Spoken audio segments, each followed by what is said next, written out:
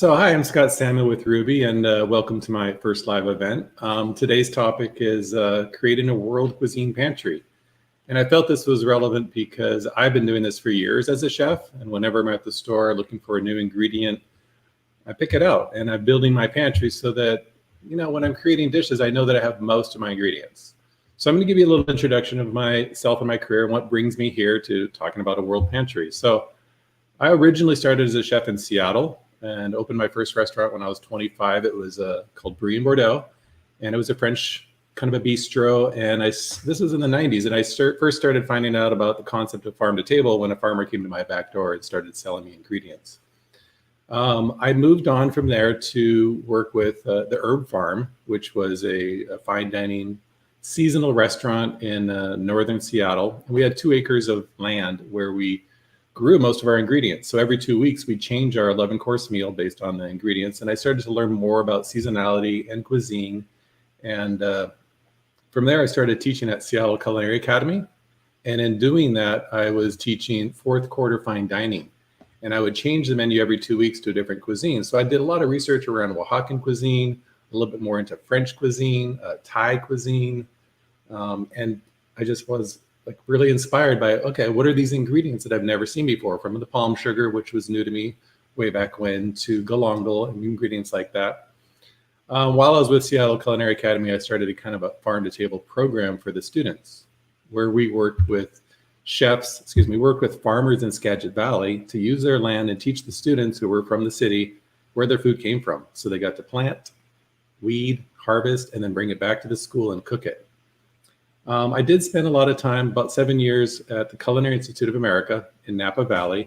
And during that time, we were focused on promoting health and wellness, partnered with Harvard School of Public Health, sustainability, and preserving world cuisines. So I was responsible for hosting chefs from around the world for various events. Our largest one was Worlds of Flavor, where we hosted about 70 chefs from around the world. And these were chefs that have come from, the back streets of Vietnam or Thailand or Turkey or the island of Crete.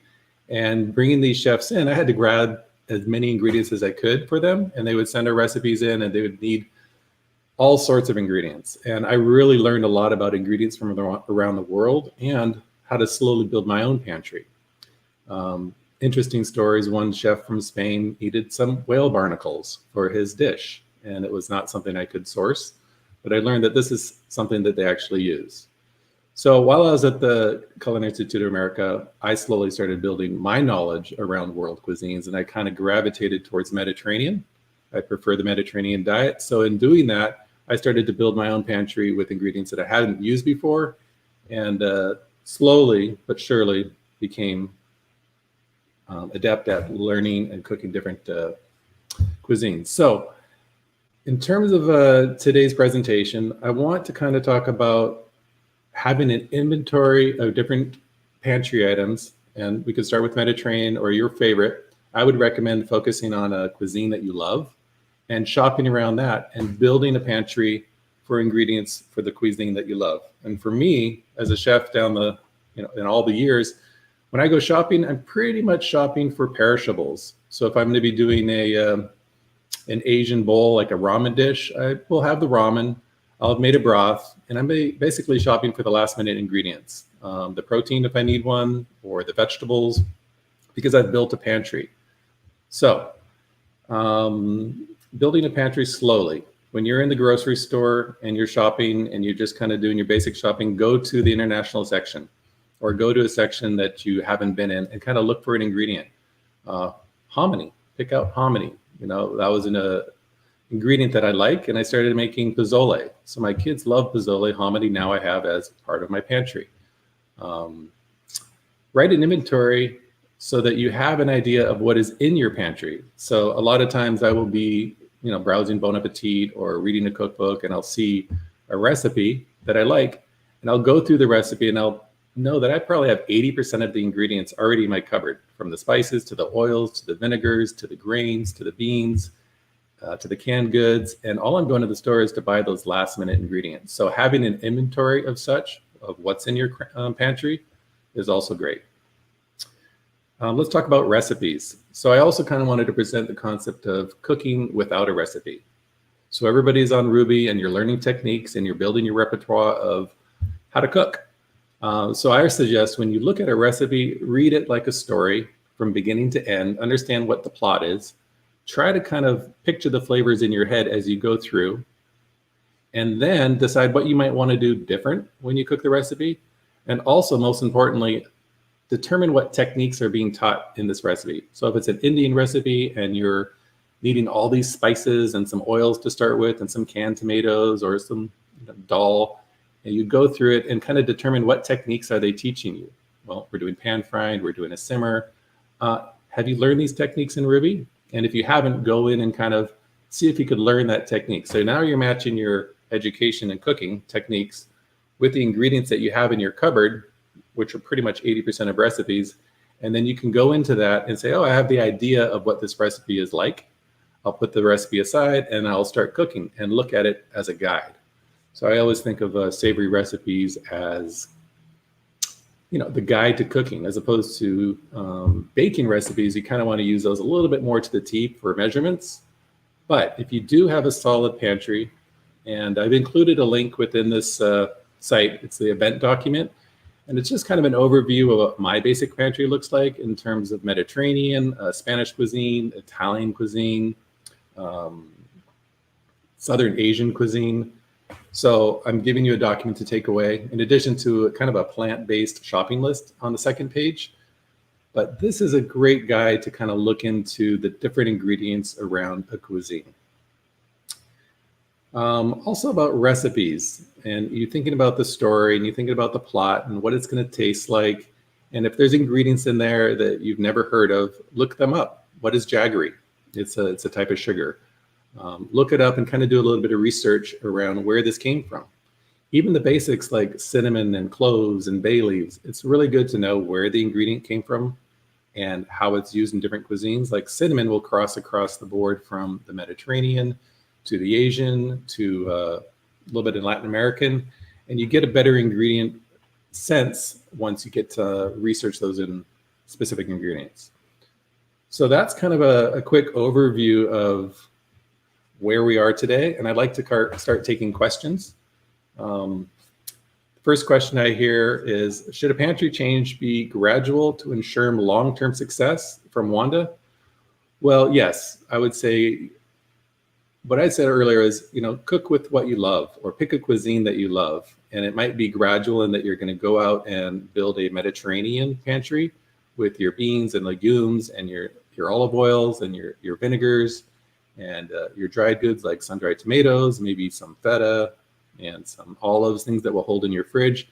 I also consider refrigerated items like feta and butters and olives and capers and things that are considered part of the pantry but refrigerated. Build a pantry slowly for long-term success so that you can get a feel for how those ingredients work in the cooking that you do. There's also that concept whenever I'm in Chinatown or in a different area that I want to go into the store, I actually will love going into an Indian pantry store or a Asian store in Chinatown and go look around and pick something that I've never seen before. I don't know what to do with that, and I will grab it, pick it, put it in my cupboard, come home, research it, find a recipe that it's in, and then start cooking with it. So for long-term success, I would say building your pantry gradually, but focus on a cuisine first. Thanks, Wanda. So the next question I have is, hello, Chef Scott. I want to serve a parfait to my guests as a dessert. What more can I serve with it to make it more substantial? I'm thinking of topping it with some chocolate ice cream. Will it work? Yes. So when I think of a parfait, I think of a balance between fresh fruit, maybe a whipped cream, or a creme anglaise, which is actually rich. It's a cream and egg. So yeah, if you want to balance the flavor of a parfait, so you have fresh fruit, you've layered it with some whipped cream, chocolate ice cream, maybe, but maybe something a little bit more, you want some texture. So maybe a chocolate cookie or a butterscotch or a gingerbread cookie. So when I'm thinking about a parfait, the texture comes from the fruit. There's a little bit of softness from the cream.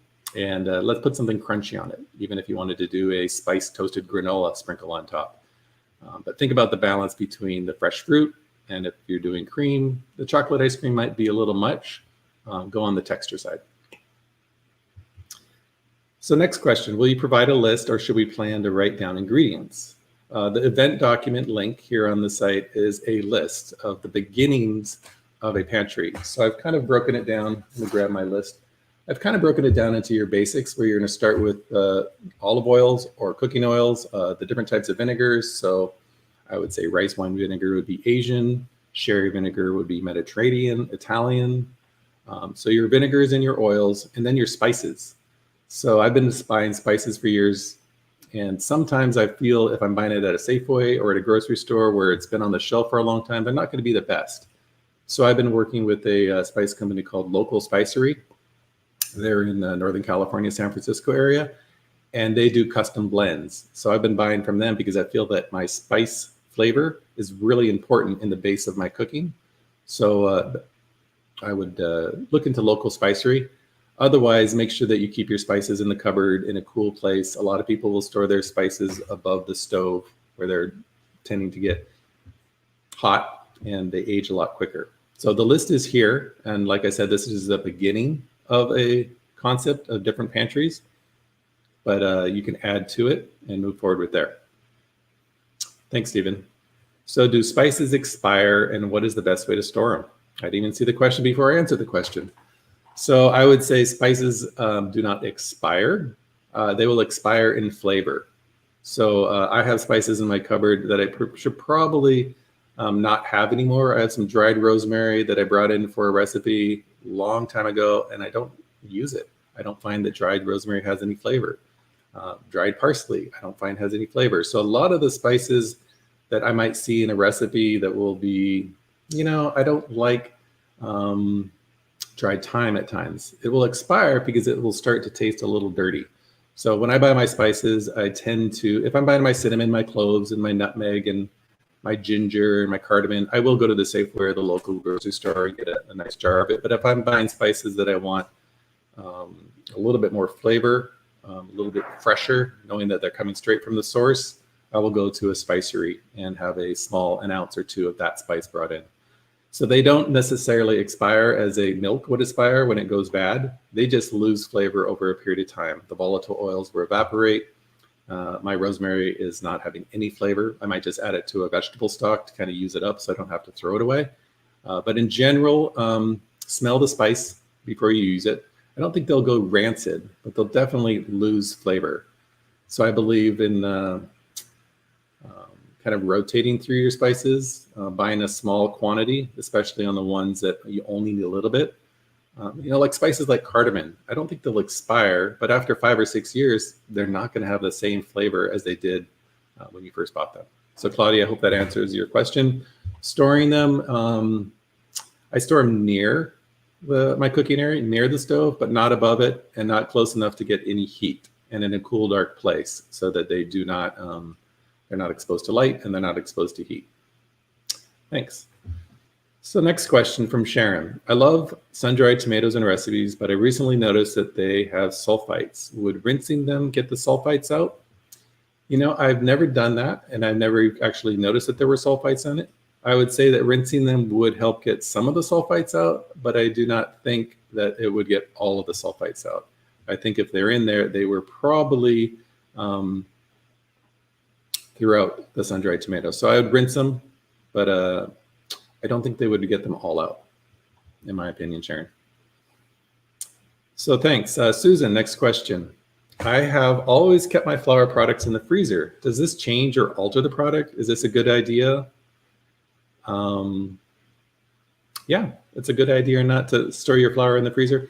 If you have space in the freezer, you're going to extend the shelf life of flour by keeping it in the freezer, in addition to nuts and spices. Some of the spices, not necessarily spices, but my pantry items like my dried chilies, I will keep them in a freezer in a Ziploc bag. But yes, if you have space in the freezer to keep flour, you can keep it there. I've been using my flour quicker lately. I got on the sourdough kick a couple months ago, so I am not keeping it in the freezer. I buy a bag of bread flour and I'm using it within a couple weeks. But yes, it will extend the shelf life in addition to nuts. If you live in a warm area like I do, nuts will tend to go rancid a lot quicker because of the heat. So buying them and putting them right into the freezer is recommended. Thanks, Susan. Next question from Elizabeth. Your career is very motivating. Before you opened your first restaurant at 25, did you have any formal education? If so, where? Good question. I did not have any formal culinary education.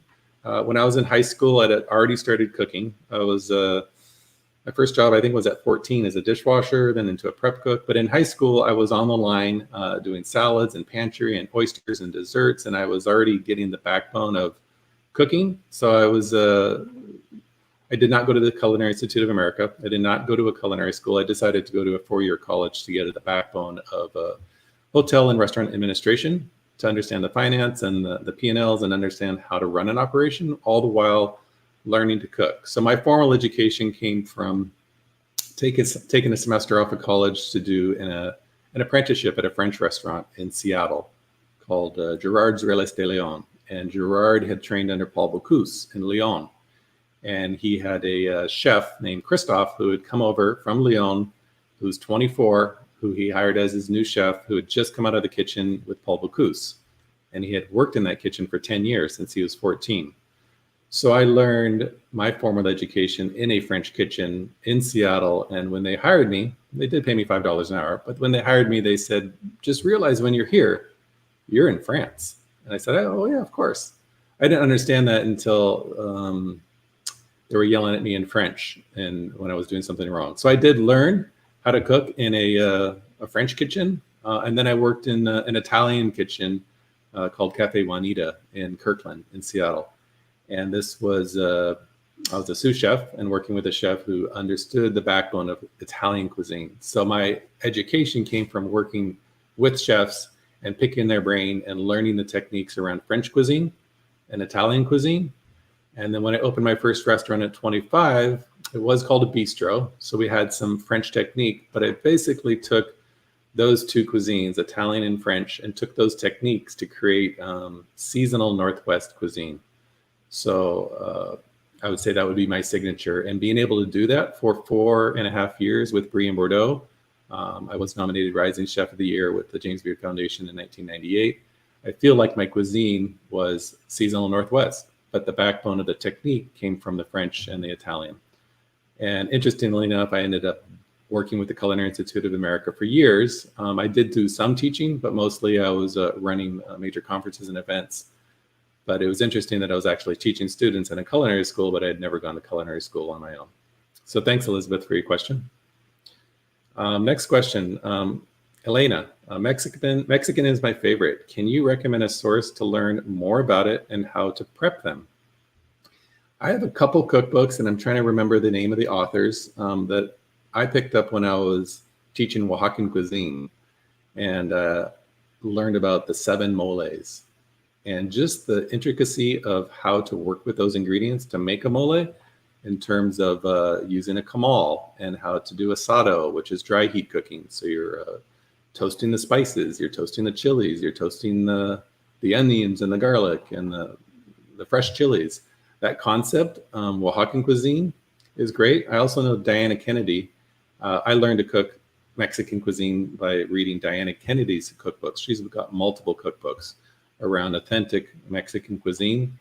And also Rick Bayless. Rick Bayless has a whole host of cookbooks, and he spent his years running restaurants in Chicago, but also understanding the culture of Mexico and the different regions around Mexico. And he's friends with Diana Kennedy and was inspired by her before he wrote his first cookbook.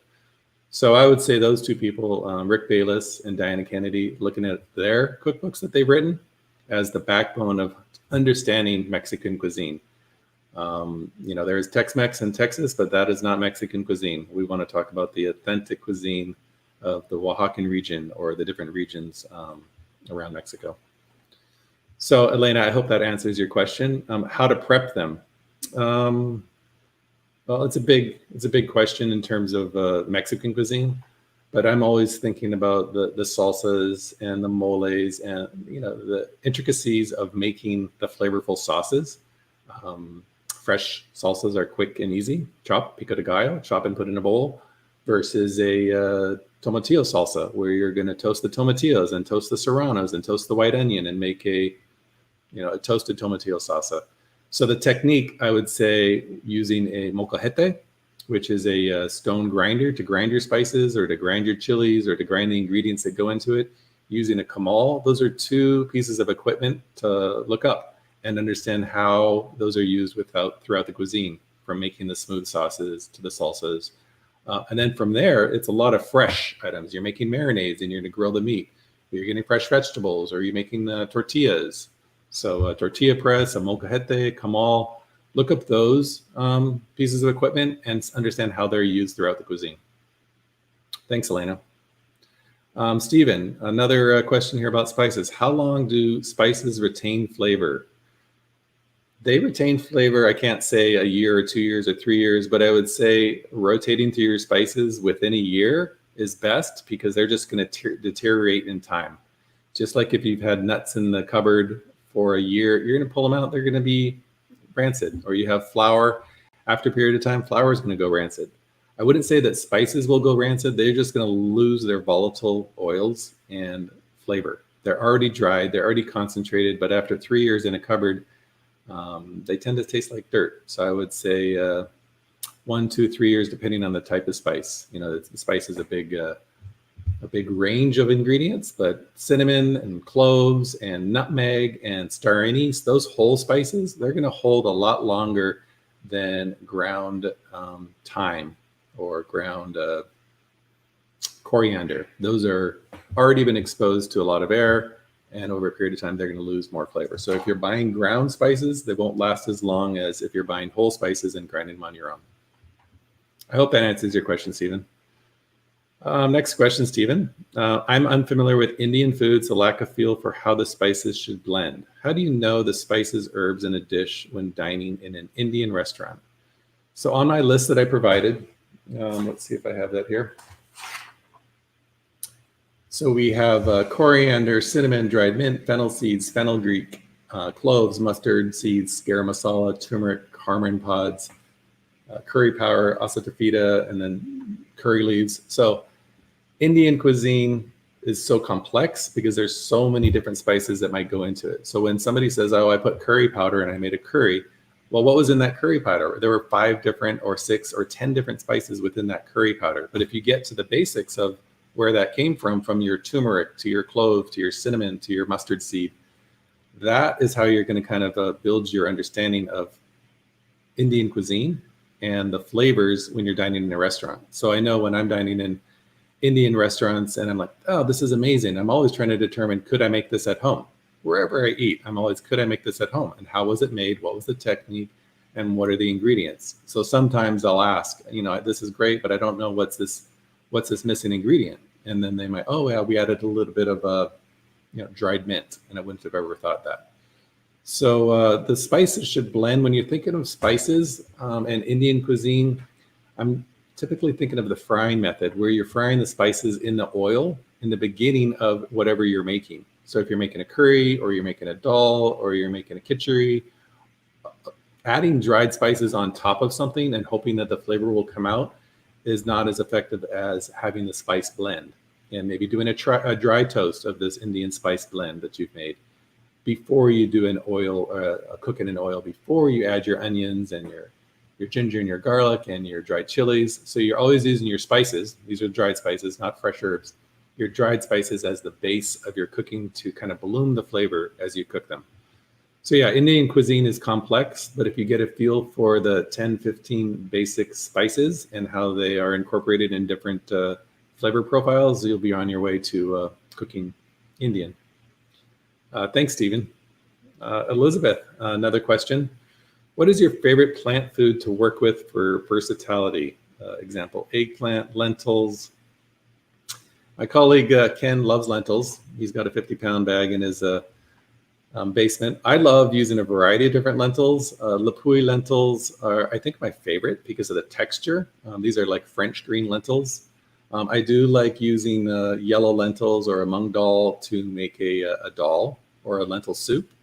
But I would say that my favorite plant food I do eggplant a lot. I have an eggplant in my refrigerator. I'm about to roast it and make a little bit of muhammara, which is a Mediterranean dip.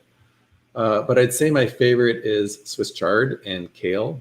Not to be trendy with kale, but I love cooking this down with some onions and garlic and peppers and making like a sofrito with olive oil and a little bit of chili flake, and then adding fresh chard and kale on top of that. And my boys both love that. And they, oh, can you make more of that chard? Of course I can. It's great for you. It's got antioxidants, and it's a green vegetable, and it's not broccoli. So broccoli is my kids' favorite plant food, but my plant food, I would say, will be the greens. Thanks, Elizabeth. All right, next question, Michael. Suggestions to avoid loss of flavor and worse, dating products, forced periodic purging, storing techniques. Which foods are most at risk? Which are most difficult to detect rancidity? So, suggestions to avoid loss of flavor.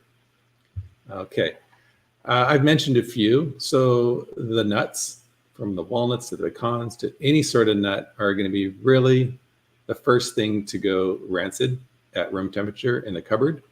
So typically if I'm buying in bulk at a Whole Foods or a store, typically I'll buy bulk in a place that has some movement of inventory so that I know that it's fresh.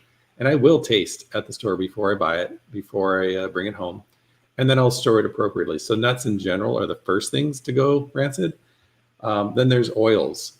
So keeping your oils, your olive oils, your canola oils, your walnut oils.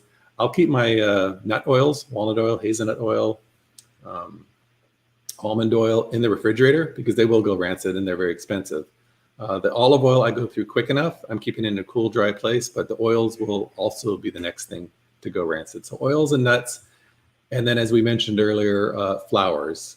I'd say after a year, if it was heated up at all, above 85 degrees, flours can have a tendency to go rancid.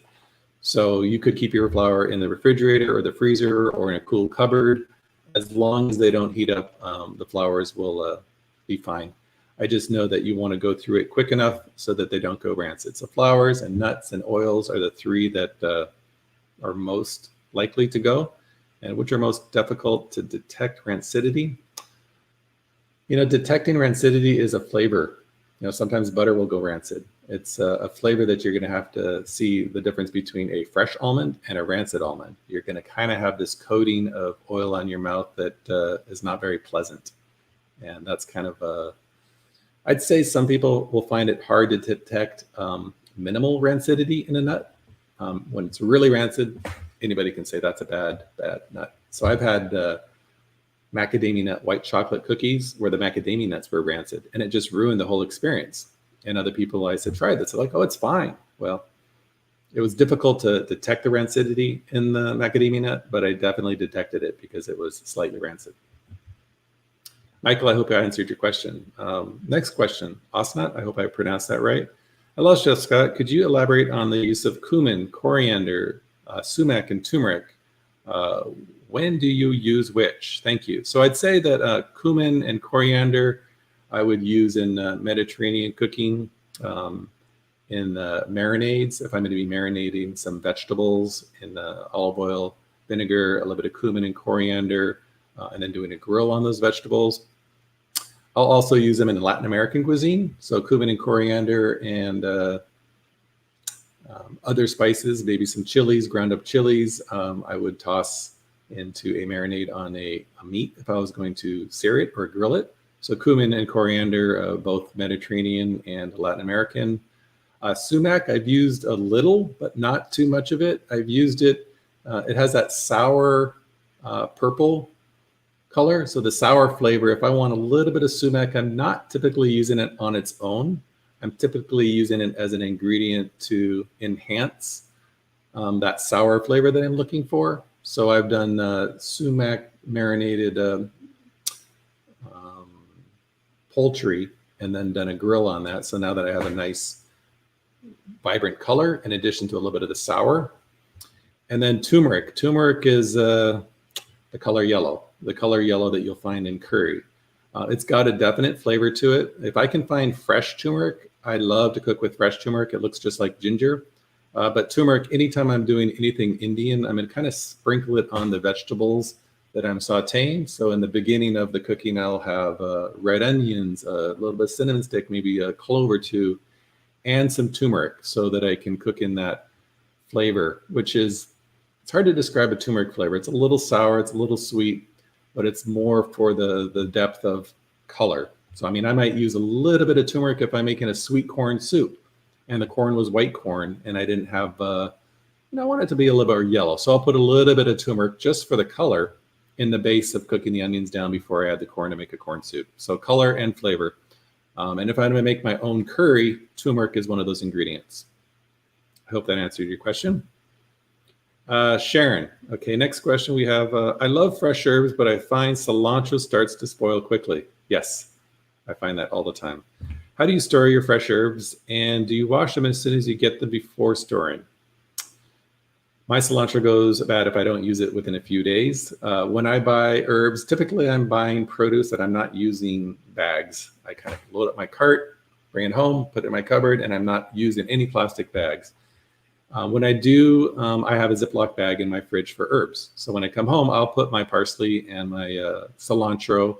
I have some Thai basil in my fridge right now. I'll put it in a Ziploc bag. I won't rinse it because as soon as I rinse it, I'm adding water to it. And then if I put it in a bag, it's going to go bad quicker.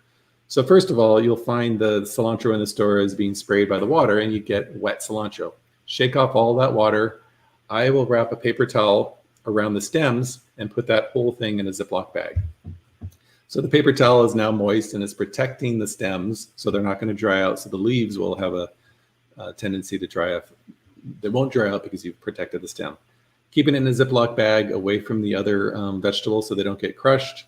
And then most importantly, using it as quick as possible. So if I'm spending 99 cents for a bunch of cilantro, I want to know that I'm going to use it pretty quickly. So this last week, I used some in fresh topping on a pozole, and then I had leftovers that started to go bad. So I chopped it and added it to a saute. So sauteed some bok choy, some ginger, garlic, red peppers, and added cilantro at the end. So making use of the herbs when they're fresh, but when they do start to go bad, make use of them before they go bad. So that's how I store them, and I don't wash them, and I use them as quick as possible.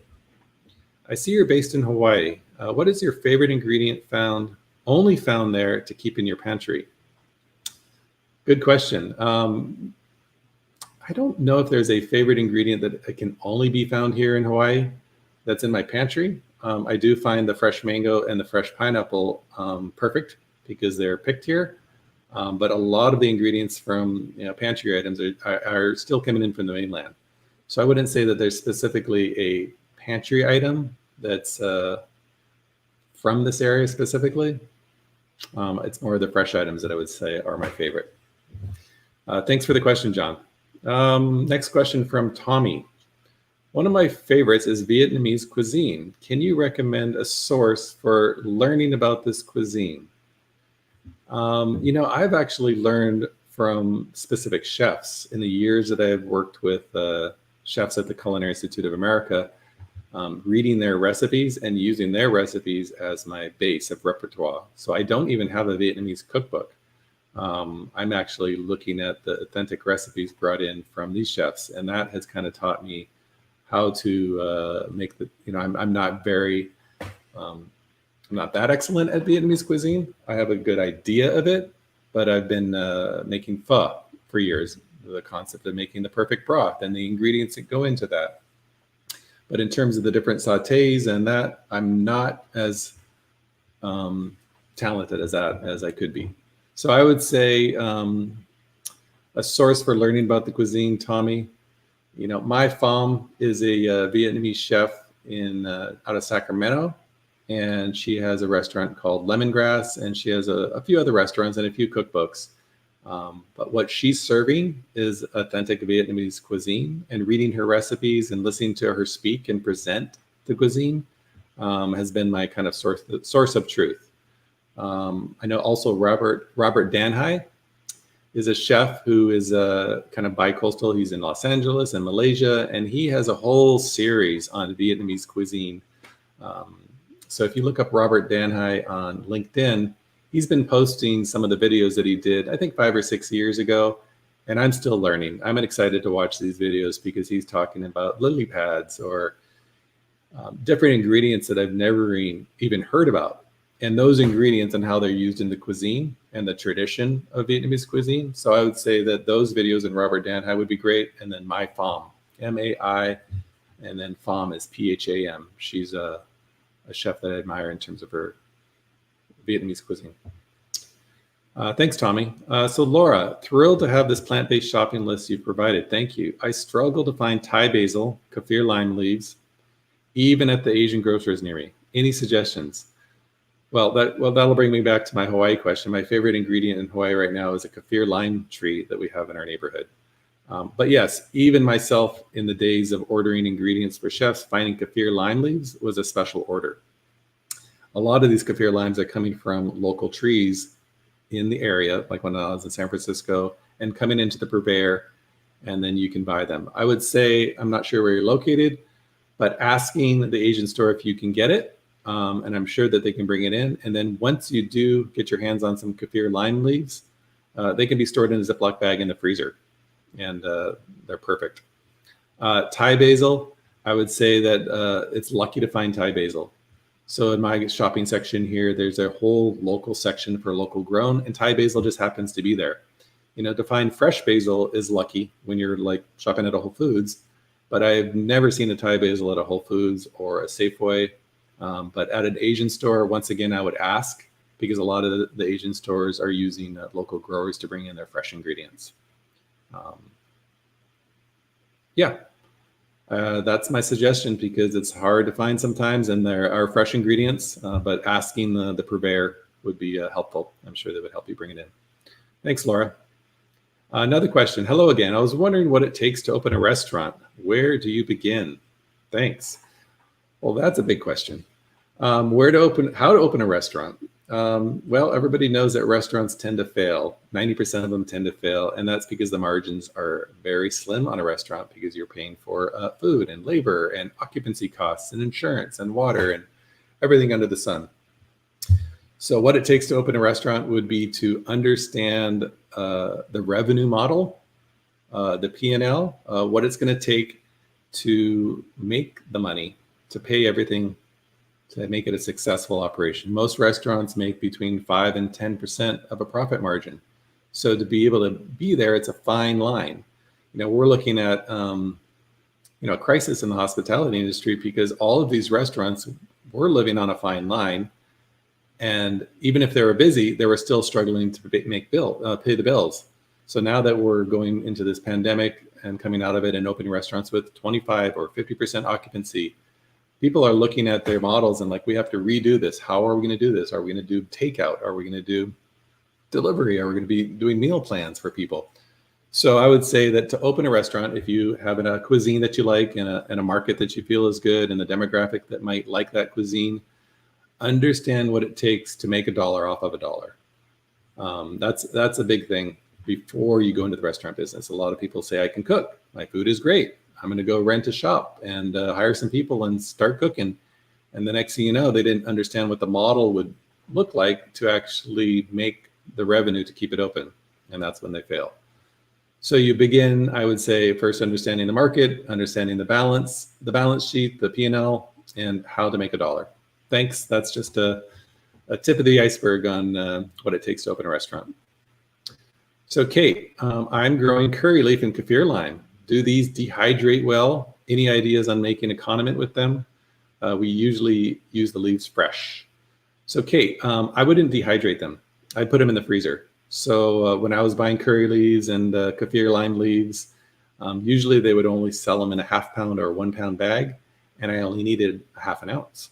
So I kept them in the freezer. So if you're growing them, putting them in a Ziploc bag in the freezer is best. Using them fresh usually leaves a little, using them fresh is great. I noticed that the kaffir lime leaves the structure is strong enough that when you thaw them, they kind of look like they were fresh. They still work as they're fresh. Curry leaves, on the other hand, usually I'll buy them and they'll be on the stem still, and I'll thaw them and they will get a little soggy. because they don't have the same structure as a kaffir lime leaf, but they still have the flavor. So I'm still using them in a curry or a chutney or a dish, an Indian dish that I might use a fresh curry leaf, but I've used a frozen curry leaf. So yeah, no need to dehydrate, just Ziploc and freeze. Thanks, Kate. Vanessa, could whole spices be sealed for food storage and be able to last longer and still retain flavor? Whole spices be sealed for food storage to be able to last longer and retain flavor.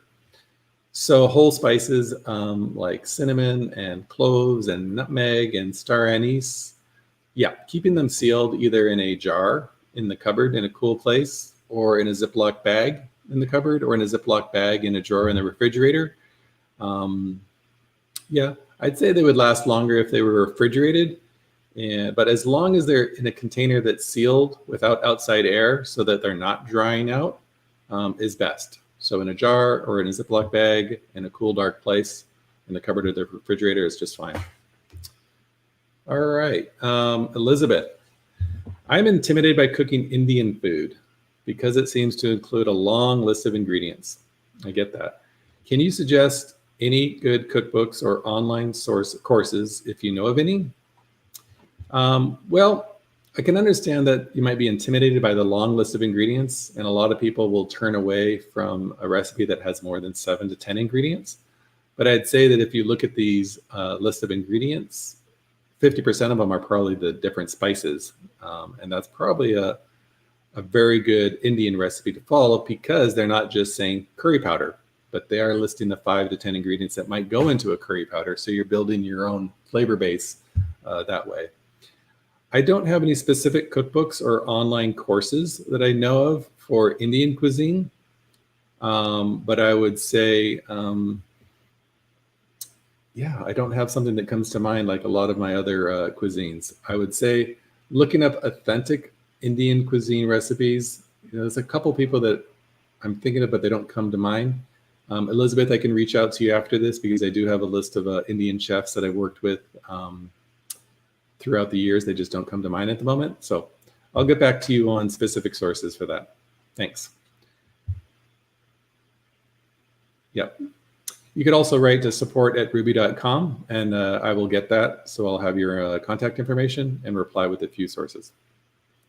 And last question, Elizabeth, do you have experience in cooking Caribbean food, Puerto Rican, Jamaican, Haitian, Dominican Republic? If so, what was your experience? Have you visited the region? So my experience is minimal. I spent some time during the years with the Culinary Institute of America running Latin American conferences down on our San Antonio campus. And this is where we hosted 10 to 20 chefs every year from South America, from Puerto Rico, from Jamaica, from Haiti. And the cuisine that they brought in was unique to me and it was new to me. So I was always learning from them on the spot, but I've never visited those areas. So I don't have a good grasp of the culture and the backbone of ingredients. So that is my experience. I've not visited the region. I've only experienced working with the chefs from those regions and understanding their food and the passion around their food. But it's definitely not too technique intensive. It's mostly ingredient intensive from the region. Next question. Thank you for your time and answers. When I made hummus based on the lesson practice recipe, I added baking soda while soaking and cooking, following the instruction, and made a huge difference. Could I apply this to other beans? I think the baking soda in that recipe for hummus is being added so that we can pull off the little thin skin that is on the garbanzo. So obviously you added a minimal amount. If you add too much, you're going to have add flavor to it. But that is specifically to pull off the little thin membrane that is around the garbanzo bean. And it wouldn't do anything if you're cooking a black bean or a white bean or a navy bean, because they don't have that same little thin skin. So yeah, I wouldn't apply it to other beans, but it's specifically for garbanzo beans. What are the most striking differences, Sharon, what are the most striking differences between the plating styles of those different culinary traditions? Well, if I'm thinking of Asian culinary plating styles, you're thinking of a very clean, composed, architectural type presentation, and it's not just from the food, it's from the dishes they're preparing. So it's art. I would say definitely Japanese cuisine tends to be more of an art in terms of their presentation. When I'm thinking of a Latin American cuisine, I think it's a little bit more rustic. It's street food. And even the fine dining restaurants are presenting their food as if it was bought on the side of a street. And then if I think of Mediterranean cuisine, I think they're playing off the colors of the food that they're cooking with, from the red peppers to the different vegetables. So I think that also when I think of Mediterranean cuisine, that it could be a little bit more rustic. Think of a Greek salad. There's only so many ingredients, your red onions, your feta, your tomatoes, your cucumber. We're playing off the color and the structure of the actual ingredient. So yeah, all around the world, authentic cuisine, I think, is going to be presented as it has been, served on the street, and then maybe upgraded a little bit for fine dining. Yes, Randall, thank you. That was the name I was looking for. Madhar Jaffrey and, not sure how to say the first name here, start with South Asian cuisine. Those are both wonderful chefs. So here, posted here, Elizabeth is the person I was forgetting the name of for South Asian cuisine. Thanks, Randall.